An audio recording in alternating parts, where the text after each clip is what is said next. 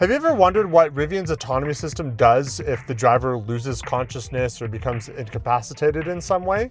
Well, today we're gonna find out. And slamming on the brakes. This is actually something that I've been wondering about for a long time, and I was actually unable to test it for a while because there was no good, safe place to do it. And this is something that, it doesn't happen often, but it does come up.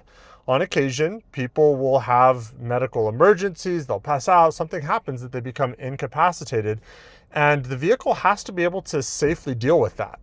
I've heard of a whole range of what different vehicles do, ranging from just disengaging steering and just letting the car just yeet itself off the road. Not great. And I think I've even heard of a system that actually pulls off the side of the road, which is kind of cool. And this is actually kind of an interesting time to be talking about this because there's a lot of talk in the industry about moving towards unsupervised driving models. So just as a refresher, level 2 driving models are what FSD is, that's what UHF is. It's a system that the vehicle is driving itself, but you as the driver have to be paying attention and monitoring the whole time. A level 3 system is one that will let you text or watch movies or read a book or something like that, but it's only in very specific areas and very specific times. A level 4 system is a vehicle that can just drive itself entirely in a limited area, but just from point A to point B. This is, Waymo, Robotaxi, things of that nature. So when it comes to these level 2 systems, that's where an incapacitated driver really becomes an interesting topic, because in a sense, that means even though it's a level 2 system that requires constant human monitoring, if that human is no longer able to monitor, it has to temporarily operate as if it were a level 3 or a level 4 system. It has to be able to at least make the situation as safe as possible. And obviously the ideal for that would be to find a safe place to pull off the road and pull off so that, the emergency crews can deal with the situation. And that is unfortunately not the reality of most of these systems. So I'm very curious what the Rivian one will do. I suspect it's not going to pull over. If it does, that would be great. And as far as I know, not even Tesla FSD pulls over in that case. I could be wrong. Someone correct me down below if they have added that feature at this point. And it'll be really interesting to see. And I hope that this is something that Rivian advances along with their system. At this point, like I said, I'm not really anticipating that it'll pull off to the side of the road because it really is very strict about staying in the lanes. It doesn't even do evasive maneuvering. And what I mean by evasive maneuvering is in a situation where another vehicle is starting to inch into your lane, or maybe there's some road debris in your lane, the solution that UHF has is just slamming on the brakes and slowing down. It will not exit the lane to go around whatever the hazard is. So given that it doesn't have that yet, I'm assuming that probably that means it will also not pull over because that would require exiting the lane. And that's, functionality that would come in the future. So some of the things that I'm looking for here that other systems do, turning on hazard lights, making loud sounds to wake up the driver. There's some systems that will yank on the seat belt or do quick little stabs on the brake. And some will even actually call roadside assistance, which is really cool. So I want to see which of these things the Rivian system does and does not do. So without further ado, this is going to be a short one. Let's get into the road test and see what it does. I have this little rag here that I'm just going to put on top of the mirror where the camera is located for monitoring the driver. And obviously I will still be watching the road, and I won't touch the wheel because it will also count that as driver engagement. So I'm not going to touch the wheel, but I will have my hands, close, ready to intervene if I need to. I'll be watching, and we'll see how long before it gives up and what it does when it's decided that I have become incapacitated. Okay, also before we get into the actual road test, do you notice how there's no weird shadows across my face? This is something I've been struggling with for a long time. Vion actually sent me out these roof shades that are helping immensely with that. Number one, they're great at heat rejection, but number two, it's really great for controlling light inside of here. So, you know, especially for filming content for you guys, it makes it look a lot nicer. So I just don't have like weird like shadows and stuff all over my face. Very high quality. These actually were super easy to install. It took me like 5 minutes. They've been doing Tesla accessories for a while, and they're just now getting into Rivian stuff. They sent me this and a cabin air filter. Really great stuff. If you're interested in checking them out, you can use referral code TVOLT and get a 10% discount. But I think it's time to get into that road test. Okay, engaging now.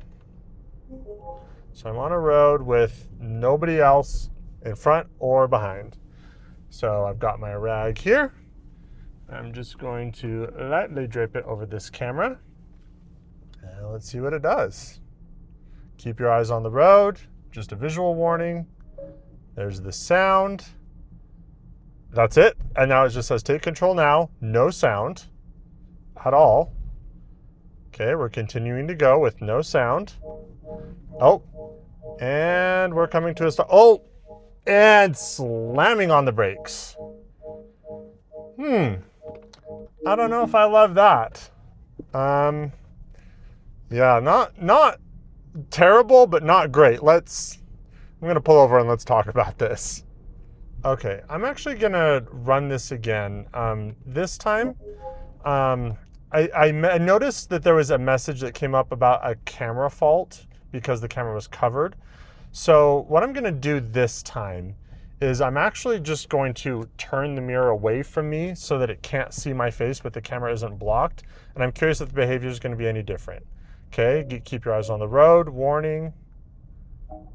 Okay, bigger sound now. Okay, it's ringing for a lot longer, so this is a better result. And, ooh, okay, well, it didn't slam on the brakes like it did last time. Interesting. Okay, that's a better result. All right, let's talk about those results. It's not the worst thing I've ever seen, but it definitely could be better as well. Interesting behavior when it thought that the camera had faulted because it was covered up versus just not paying attention.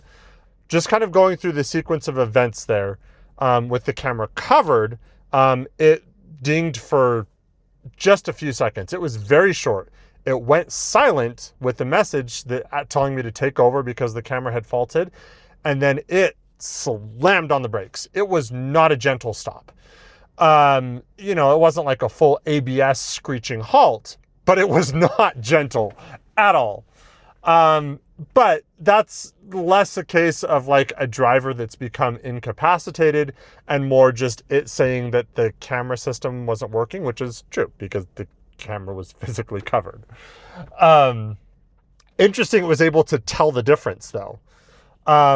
When it came to turning the camera away, so it just thought that I wasn't looking at the road, it didn't come up with the camera fault that time, and that result was a little bit better. It did ding for longer to try and get my attention. However, it didn't really try any of the methods I've seen in other vehicles to try and wake me up. It didn't like, you know, do quick stabs on the brake. Didn't yank on the seat belt. And like, while it did ding for longer, it still wasn't an incredibly long time. Like it didn't give me a very long leash before it just said, you know what, we're disengaging.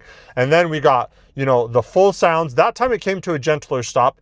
It could have been because I was moving a little bit slower on that second test, but it did feel like a more gradual stop, at least. It wasn't just like a full slam on the brakes.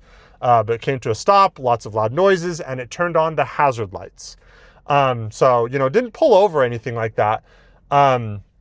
The Mustang Mach-E that I had prior to my R1S, and granted, this was version 1.0 of BlueCruise, and so they may have changed behavior since then.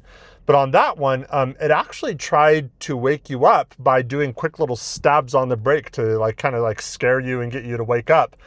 And along with all of the noises as well. And then if the noises didn't wake you up, then at that point it would slow down. It actually never came to a complete stop. It would just slow down and just roll at 5 miles an hour, which that feels like kind of a bad solution because what are paramedics supposed to do with a car that's moving at 5 miles an hour? So I do appreciate that the Rivian came to a stop. Turning on the hazard lights was nice. The doors were still locked, so, you know, emergency crews wouldn't be able to enter the vehicle without breaking a window or something. But hazard lights and stopped, I feel like, is decent. Like I said, it's not the best thing ever, but it's not the worst either. As the system gains capability, as, you know, point-to-point driving becomes a thing, you know, maybe they can employ some of that pseudo level 3 that we were talking about to pull off to the side of the road, which they say they are targeting for Gen 2 hardware, which this has, that at least in select scenarios and select areas, you'll be able to take your eyes off the road.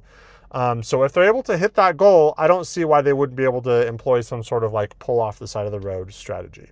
So not the worst thing I've seen, not the best thing I've seen, but overall, I'm not mad about that result. If you're new here, this kind of testing is my bread and butter. And there's some more testing right around the corner. Rivian is about to release a new update with a new driving model, and I will be putting it through my standardized mountain loop test to see what they changed and how it's improved on their road to full autonomy, because Rivian is going for that perfect score. So stay tuned for that. Hit subscribe if you want to see that. I've also got some more testing that I'm going to do with similar systems. I'm going to run FSD on Tesla through that same loop, and I'm going to see if I can run Comma AI through that standardized loop as well. So if you're interested in seeing any of that, hit subscribe so you don't miss it. Also, if you're interested in picking up a Rivian, use my referral code down below. You'll get free charging and some points on the gear shop. Until the next one.